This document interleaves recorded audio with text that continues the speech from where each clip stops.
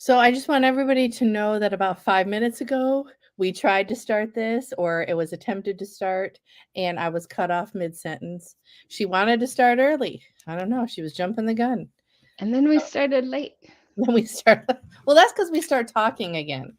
We're like on time, and then we start talking again. Really So, need to figure this thing out. well, wait, figure what thing out? You're fine. Face and then people. Oh, yeah. Because your face always gets cut off, especially when you do the comment thing. Yeah. Yeah. But that's all right. That's all right.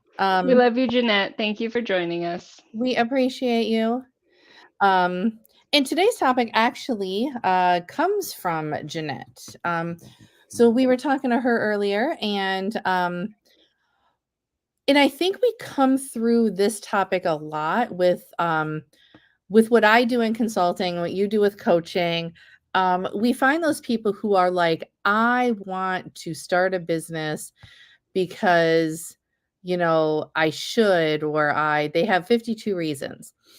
And then it comes to, when push comes to shove, they don't actually want to do all the work, because what they think is, well, you work from home. You don't have to, you don't really work, right? And hello, Sophia.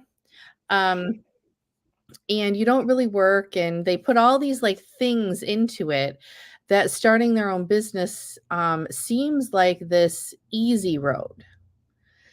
And I think there's two people in. Oh, my Siri's talking to me. So there's two people watching us right now, but I think all four of us can admit that starting your own company is not the easy road. No. I mean, do you have any initial thoughts on that? I work my company during the week, and I work a weekend job to pay the bills. Mine's a little more spread out during the week, but it's the same concept. I have a day job. It's not really a day job, but a day job, and then I'm building my company. Exactly. Yeah, we have that 9 to 5, and then we have that pay the bills and create a dream. And someday the created dream will be our primary. Right. That's going to be, how many years was your initial estimate for that? When you first started, what was your initial estimate? So I have been creating a dream for 15 years. And sure. That dream has changed. But that's the thing is, I don't have my mindset on this business wasn't set in at this time. I have an affinity to time constraints. I have a when it falls apart, it's going to fall apart, and when it succeeds, it will succeed. And so I never put a hard stop on things, which is not the best practice. I'm not saying it is. But it also allows me to have faith in the moment as the moment comes. Sure. So that's what that works for me. So I didn't have like a hard stop. But I do have, I've been doing it for almost 2.5 years now. So in 6 months, I do have this is what I'm looking for. And we'll reevaluate at that point because I'm tired.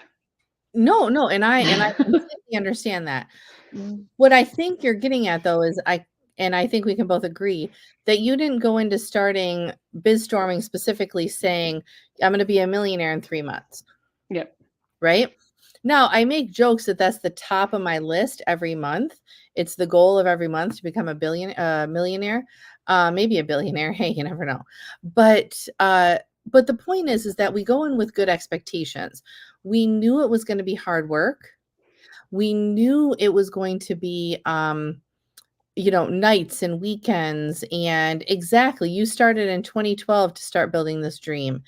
And the normal startup takes 3 to 5 years to be successful or fail. But I don't think people give it those times. But it's if you put the work in. Yeah. So you can't just go into it thinking, I'm going to start this because it's easy. Right? And you have to say, I want to do the work. I'm willing to do a 40-hour-a-week job to pay the bills, and then I'm willing to do all the other stuff to build a dream company to not have that 9 to 5. Yeah. I think that's where somebody is weirdly ringing my doorbell.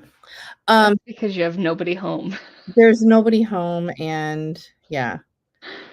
Never mind. It's freaking just UPS. And this is why I love live, because stupid things can happen, right? Last week you had a kid walk in, so hey, I get the UPS guy. But I think My UPS guy was amazing a few years ago. was he? Yeah. We don't get UPS very often, so it's random people. I worked for a hotel, and so we had the same Guy route. every time. Yeah. Yeah. He was the typical UPS guy you talk stories about in the office. Oh. Yeah.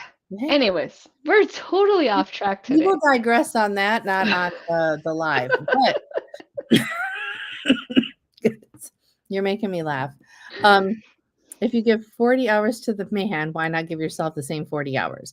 Exactly, right? If you're willing to work for someone else 40 hours a week, what are you willing to do for you? And this leads to, what are you going to do for you? A little bit about that resilience. Because if you're not willing to build your own company, at least take some time for yourself to figure out what your dream is, right? Figure out where you want to be in 5, 10, 15 years. And if you look at my job history, you're probably like, wow, she jumped jobs. But honestly, every 4 to 6 years, I just would be like, this is great. I loved being here. I learned a lot, but now I want to go over there and learn more. And there's nothing wrong with that. And so figure out where you want to be and what you want to do when you grow up. There's not, and I think that says something to the aspect of people who won't hire people who jump from job to job. Yeah. Right. If you have somebody who's jumping from job to job, it's not because they didn't hack it or they didn't want to, or sometimes it's because they simply saw what could it be possible and wanted something different. They saw that maybe there was a glass roof, they couldn't go anywhere, and so they wanted something different. Or I got fired because I don't get along with people in corporate. But I'm a great employee. But I think both of you and I have a problem with following rules that we don't agree with. Exactly. And so that's where you look at, when you're hiring people, really take into consideration who is in front of me. What was your reason for not being there? What are those things and what are your aspirations? If you're hiring somebody without thinking about their aspirations, you could be their long-term ideal. You could be their short-term. And in that short term, they could work so hard for you. It's not even funny. Take it on. Take it for as long as you can. Exactly. And work hard now and have the benefits later, definitely. And have multiple sources of income if you can, right? Don't think that your 9 to 5 is going to be your 9 to 5 forever. We can see that with the major layoffs that happened earlier this year. There's some people who had been at places like big companies like Amazon and Google, been there like 10 years and they're getting laid off. And it's like, just because you've been there a long time doesn't mean that secures you a spot either. Yeah. But yeah, so end result is if you're willing, and I like how Jeanette put it, if you're willing to give somebody else 40 hours a week, think about what you're willing to give yourself and make that happen. So yeah. And I like the idea where we started this because the conversation started around not willing to put in the hard work, right? Or knowing what needs to be done and not getting it done. And there are times where you get to choose. Am I going to do something that benefits myself? Or am I going to do something that benefits somebody else? Sure. And where does that line work for you? I know somebody very close to me right now is dealing with that. If they were to go home, take a break, and take care of themselves mentally for a year, they would have to allow the other half of them to take on the financial responsibility. Sure.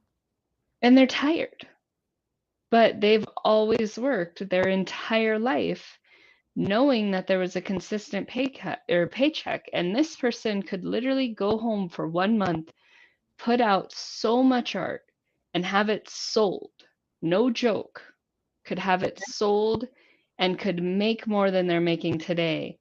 But the risk of knowing that it had to come from other people's pockets instead of that business and that corporation paying that check is really scary. And so Yeah. you have to determine, where do I want to put that in? And that's where we work 2 jobs, because yeah, I want to have a roof over my kid's head, but I also want to have mine. Yes. Yes. And that's true. I mean, the consistent paycheck, don't get me wrong, is a safe I don't even want to say a safety net because that's not really what I mean. It's a it's a safe blanket, right? You know, every other Friday you're getting a paycheck, or whatever it is, the 1st and the 15th. However you get paid, you know that that paycheck's coming. And that is a safety blanket.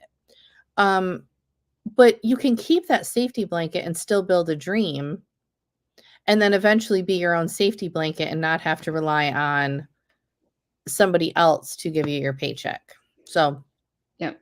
And that's where it comes down to, where do you want to put that effort? How long is that long-term effort going to be? yeah, exactly. Exactly.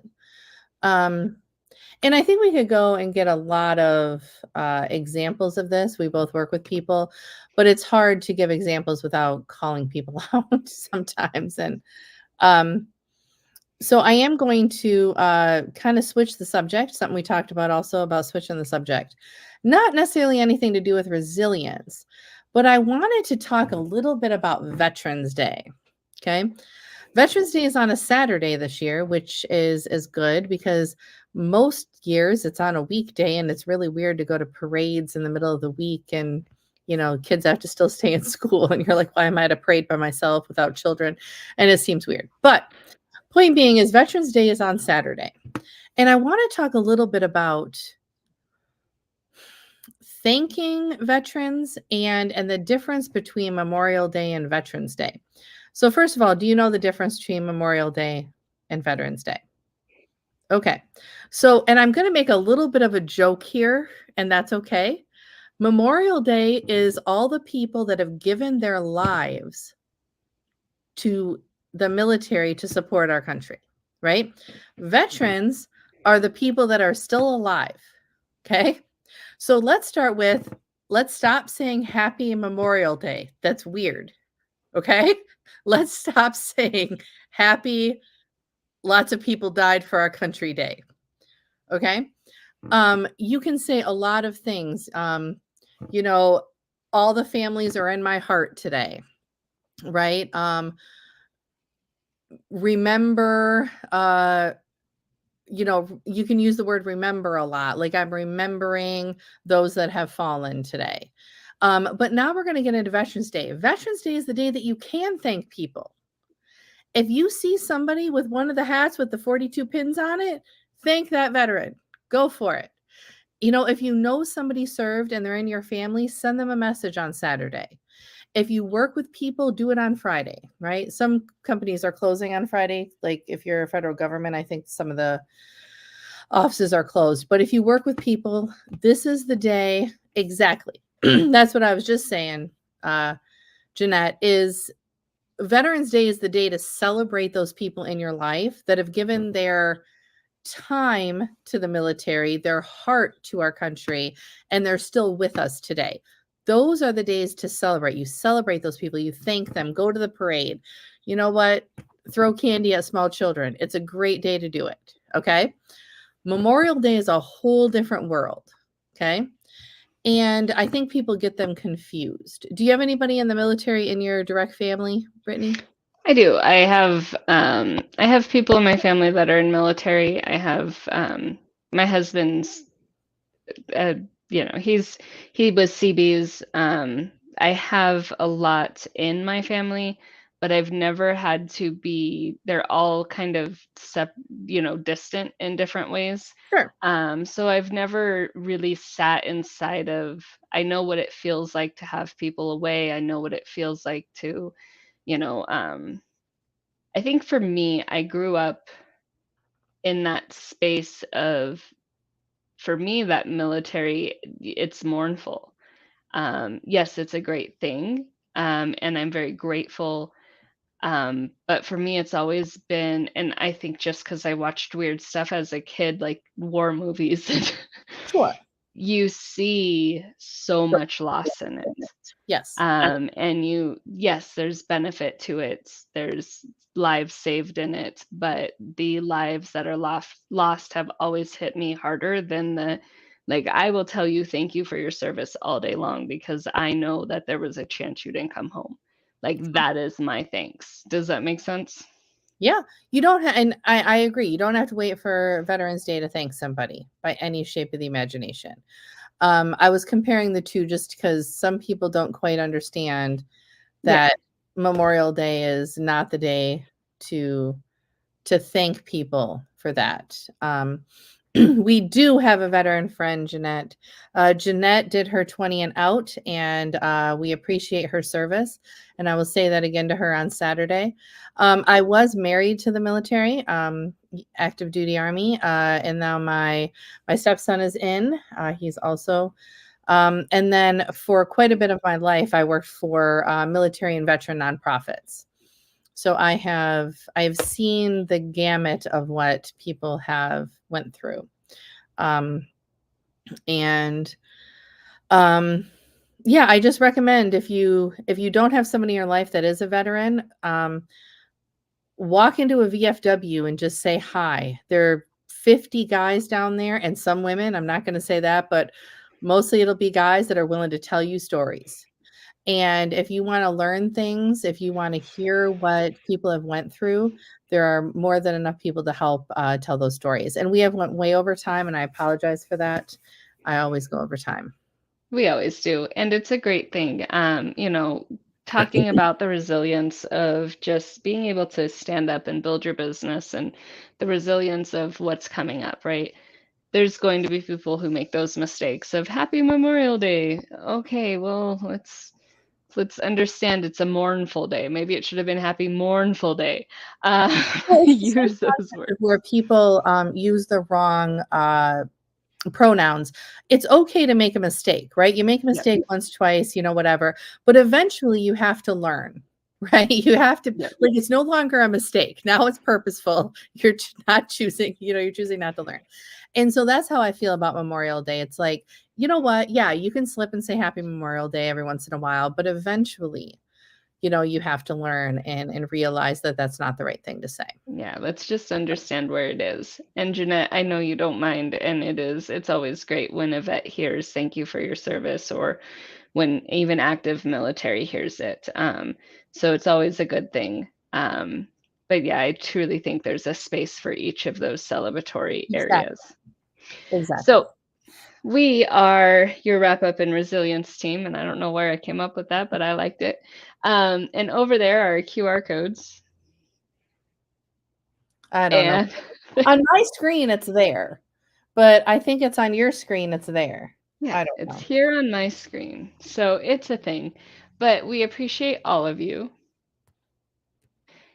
We Yes, agree. So we appreciate all of you. And sorry we were late. Sorry we're running late. Thank you all for everything that you have done. Jeanette and Sophia, thank you so much for joining us today. And we will see everybody next week, same time, even same though I bad haven't channel. figured it out yet. We will be there next week. See you all at 2:45 Mountain Time next week.